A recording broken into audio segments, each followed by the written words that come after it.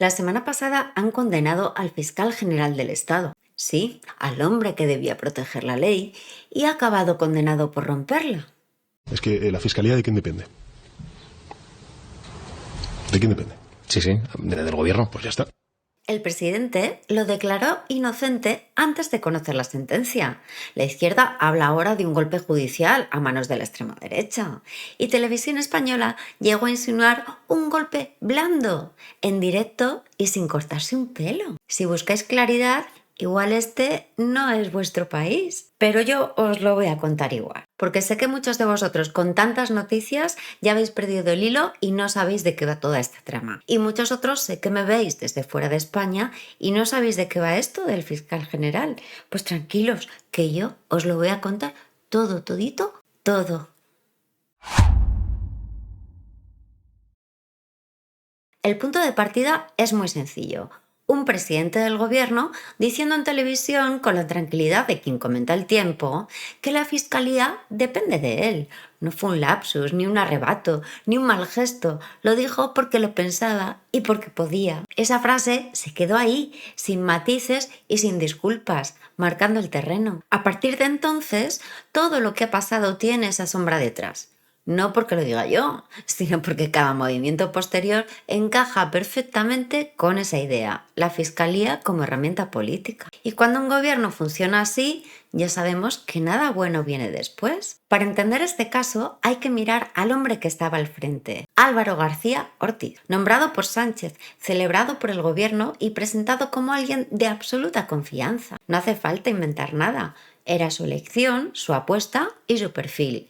Y él actuaba como tal, siempre alineado, siempre disponible, siempre en sintonía con la música que sonaba en Moncloa. Hasta aquí, nada nuevo en España, por desgracia. Pero lo peor llega cuando ese fiscal general, nombrado por el gobierno de Sánchez, acaba en un procedimiento judicial por filtrar información protegida. Y ahí es donde el teatro institucional empieza a desbordar el escenario. Porque hay que reconocerlo, la secuencia es casi una coreografía. Un presidente que admite en público que controla la fiscalía, un fiscal general que responde con una lealtad milimétrica y un gobierno que, cuando llega el escándalo, no se mueve ni un milímetro de su guión, ni una pregunta incómoda, ni un gesto de distancia, ni un mínimo de prudencia. ¡Nada! Y la incoherencia ya es de chiste. Primero presumes de controlar la fiscalía y luego, cuando llega una condena judicial, resulta que la persecución es contra ti, que los jueces están equivocados, que aquí hay un ataque a la democracia, que todo es culpa del enemigo imaginario de turno. La justicia, mientras tanto, convertida en decorado, no en una institución, un lugar donde se supone que se equilibra el poder, no donde se justifican sus excesos.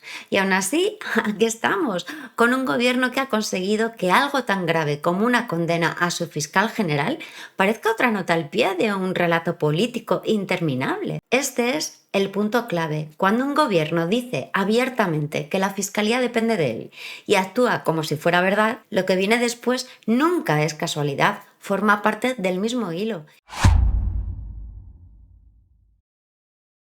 El segundo capítulo de esta historia no tiene que ver con leyes ni con códigos penales. Tiene que ver con otra cosa muy española, el relato. Aquí no importa lo que haya pasado, sino quién llega antes a contarlo. Y esta vez, quien llegó primero fue El País el 9 de noviembre, con un titular que pasará a los libros de estilo del entusiasmo institucional. Pero ojo, porque no era un titular lanzado al aire por inspiración del periódico, del periodista. No. Salía de una entrevista al presidente del gobierno. El fiscal general es inocente y más aún tras lo visto en el juicio. Precioso. Si no fuera porque el juicio no tenía sentencia todavía, ni fallo, ni texto, ni nada. Pero oye, la fe mueve montañas y titulares. Y una entonces se pregunta, ¿por qué alguien querría declarar inocente a su fiscal general antes de que hablen los jueces? Pues muy sencillo, porque es más cómodo dictar la versión oficial que esperar a los hechos. Los hechos son imprevisibles, los jueces a veces no colaboran y la realidad nunca encaja tan bien como un buen titular a tiempo. 11 días después, el 20 de noviembre, el Poder Judicial publica una nota anticipando el fallo.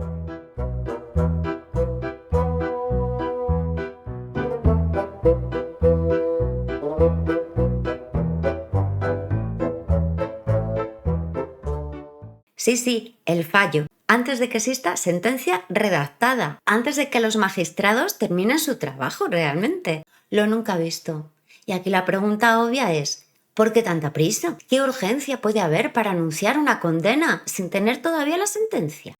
Pues la misma urgencia que tiene siempre quien está perdiendo el control del relato, adelantarse para que parezca que todo sigue un guión. Imagina el panorama. Un fiscal general investigado, un presidente que lo declara inocente sin esperar a los jueces y un tribunal supremo que se ve empujado a publicar un fallo sin sentencia para cortar en seco una tormenta política que ya estaba desatada. Todo ello acompañado de titulares que suenan más a gabinete de prensa que a periodismo. Y entonces pasa lo que no esperaban. La condena, la de verdad, la escrita por jueces, la que no depende del BOE ni de Moncloa. Y ahí, en ese momento exacto, el relato se derrumba como un decorado de cartón piedra. ¿Y qué hace el gobierno? Rectificar, admitir que igual se precipitaron, pedir disculpas por proclamar inocencias prematuras. ¡Ah, hombre, no! Cambia de villano, cambia de narrador. De repente la culpa es de los jueces, de la derecha, de Lawfare, del golpe blando, de Franco si hace falta. Lo único que no cambia es lo esencial. Si la realidad no encaja, se cambia la realidad, o al menos se intenta. Aquí es donde la historia empieza a mostrar las prisas, las llamadas a deshora y esa urgencia que nunca anuncia nada bueno. Esa en la que las luces están medio apagadas, los teléfonos no paran y todo el mundo corre sin saber muy bien si está solucionando un problema o creando uno mayor. La secuencia está recogida en las actuaciones judiciales del Supremo y no tiene pérdida, ¿eh? Todo empieza con un correo confidencial del abogado de Alberto, la pareja de Ayuso. Un correo que advertía, que pedía prudencia y que dejaba clarísimo que había información amparada por secreto. No era un chisme, no era un comentario, no era un documento más. Era información protegida por ley.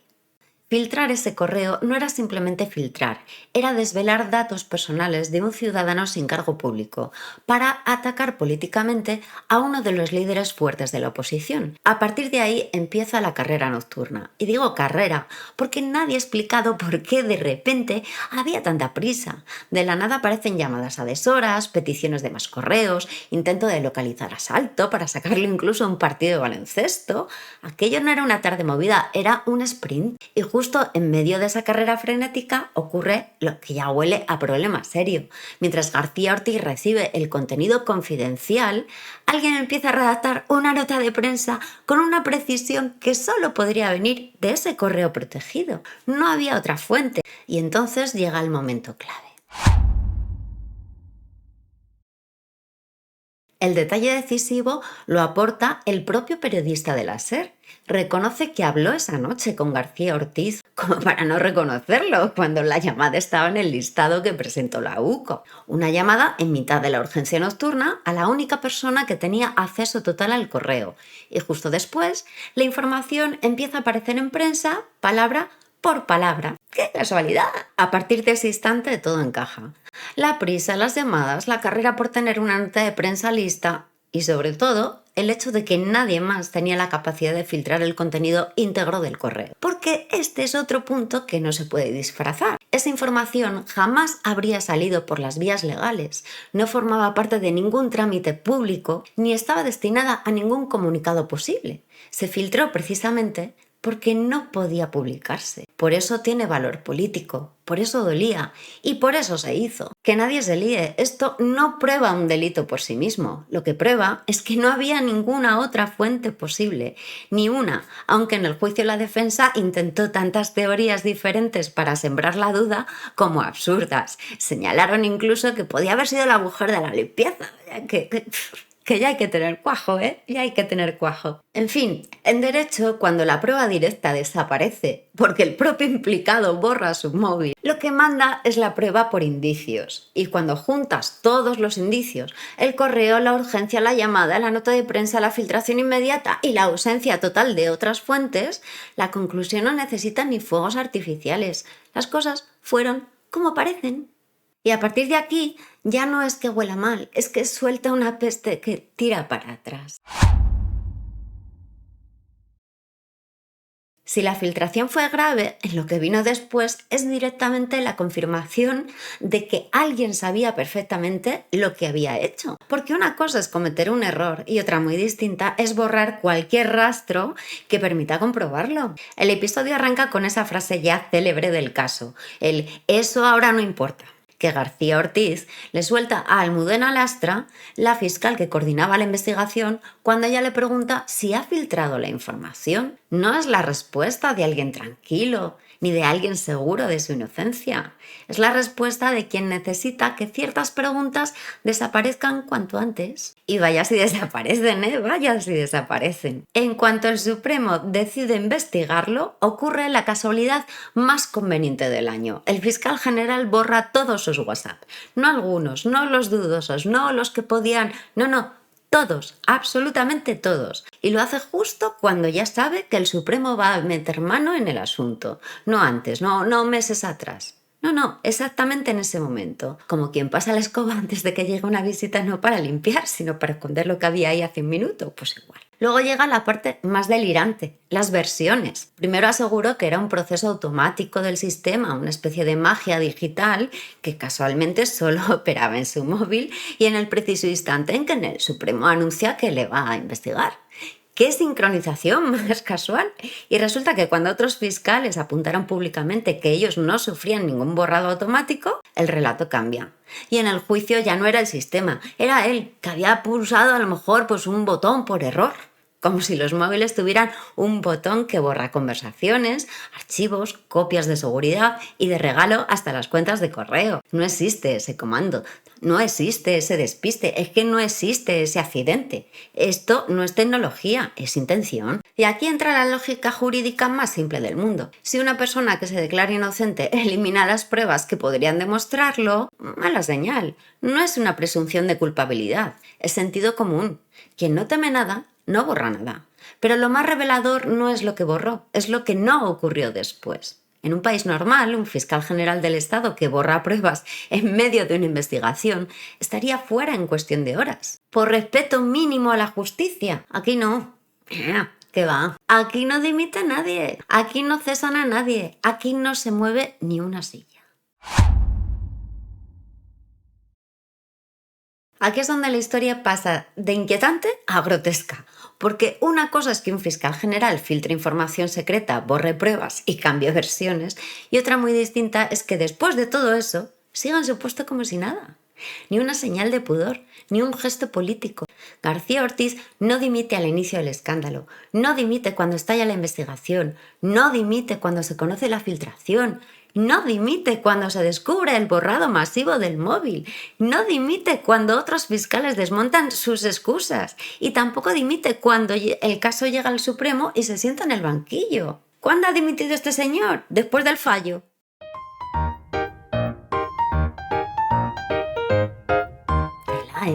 Tela. Pero lo más llamativo no es que él no dimita, es que Moncloa tampoco lo cesa, nunca.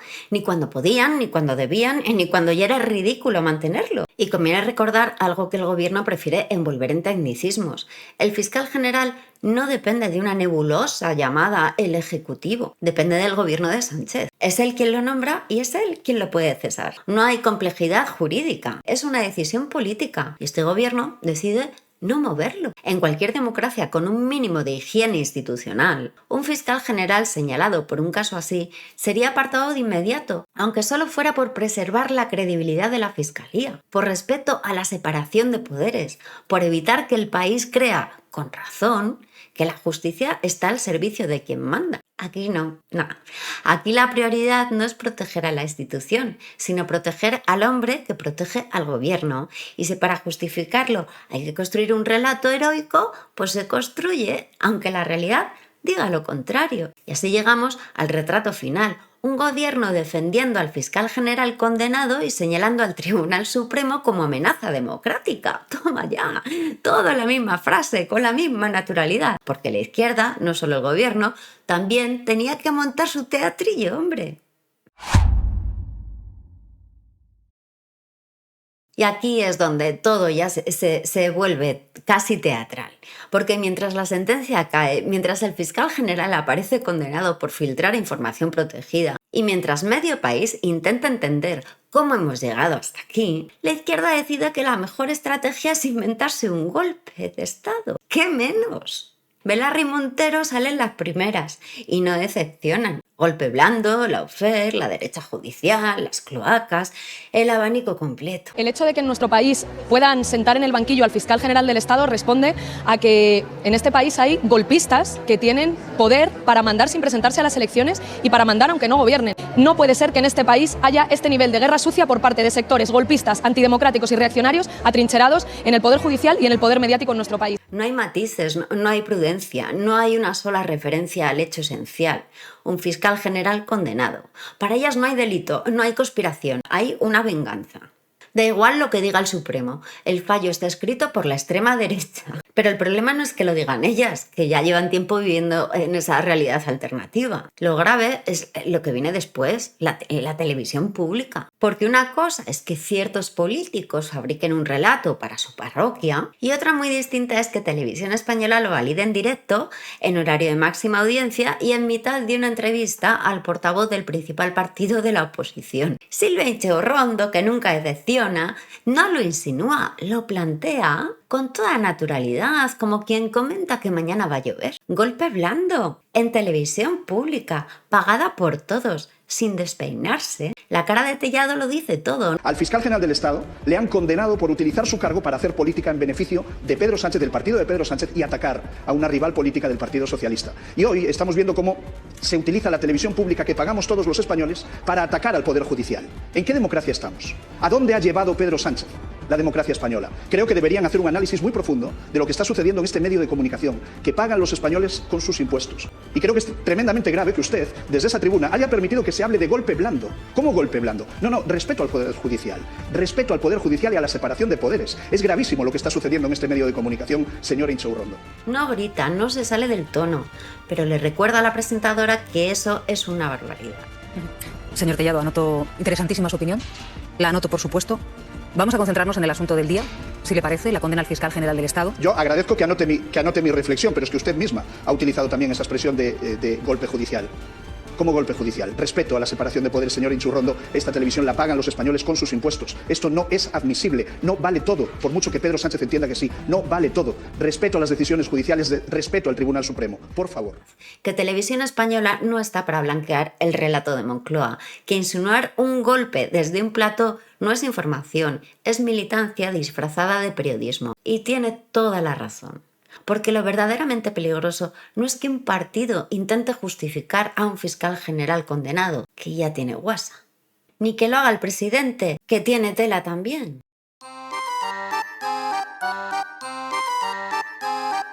Lo peligroso es que el discurso se normalice, que llegue a los medios, que se presente como una posibilidad razonable, que el espectador empiece a dudar de los jueces no por un escándalo real, sino porque una presentadora lo suelta en directo con la misma tranquilidad con la que da la hora. Y así, entre declaraciones ministeriales y guiños televisivos, el país entra en un bucle en el que la sentencia pasa a segundo plano y lo importante es otra vez el enemigo imaginario, la derecha, los jueces, el Supremo, el golpe, la extrema derecha. Franco, un giro de guión tan repetido que ya ni sorprende.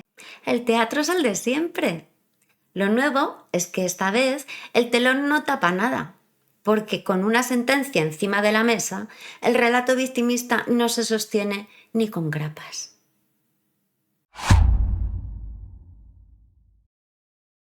Y después de todo este recorrido institucional, político y mediático, llegamos al final más español posible, una condena tan mínima que parece escrita para que nadie se despeine. Un gesto simbólico, casi administrativo, para poder decir que algo se ha hecho sin que cambie absolutamente nada, porque pedían 6 años de cárcel. 6.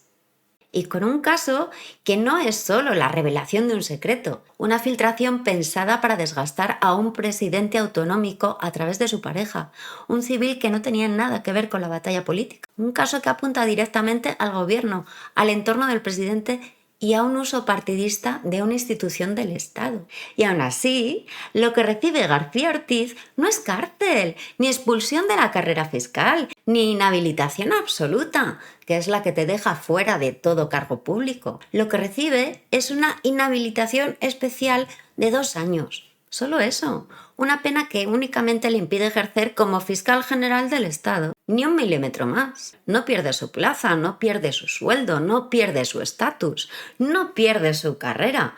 Puede seguir siendo fiscal mañana mismo, porque en realidad nunca ha dejado de serlo. Y dentro de 2 años, si Moncloa quisiera rematar el chiste, podría volver a nombrarlo fiscal general. España es así, aquí las puertas giratorias no solo giran, hacen el pino puente. Así que cuando veas a algunos celebrando esto como un triunfo de la justicia, recuerda lo esencial. Hemos visto a un fiscal general del Estado condenado por usar información protegida para atacar a la oposición del gobierno en beneficio del gobierno y del presidente. Y aún así todo se queda en una sanción menor que no cambia nada. Celebrar esto es como celebrar que te han devuelto las migas del pan después de haberte quitado el bocadillo entero. Gracias. Y después de todo esto queda la parte menos cómoda de todas, la que nos toca a nosotros. Porque una institución puede caer, un fiscal general puede ser condenado, un gobierno puede retorcer el relato hasta el esperpento. Pero si nadie frena nada, si nadie paga un precio real, si cada abuso se convierte en costumbre, ¿qué nos queda?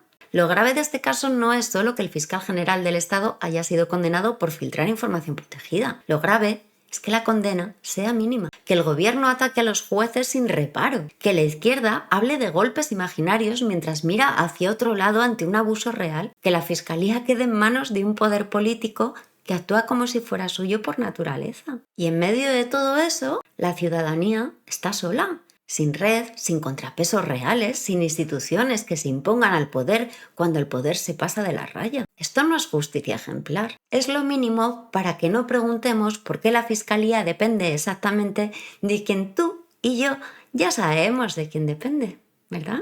Y hay quien dice que podría haber sido peor, que podían haberlo absuelto del todo. Pero para mí no hay nada peor que te tomen por tonta e intenten disimularlo encima. Que se rían en tu cara sin mirarte directamente. Que finjan que lo que vemos no es lo que es. Por eso el próximo día os voy a traer un vídeo sobre la corrupción del PP con el caso de las mascarillas. Porque aquí no se libra nadie, ni yo le debo nada a nadie. Y si hay que señalar, se señala a todos. Si queréis que pueda seguir haciendo estos vídeos, ya sabéis lo que más ayuda. Ver, darle me gusta, compartir y darle caña a los comentarios. Que además ya sabéis que os leo a todos.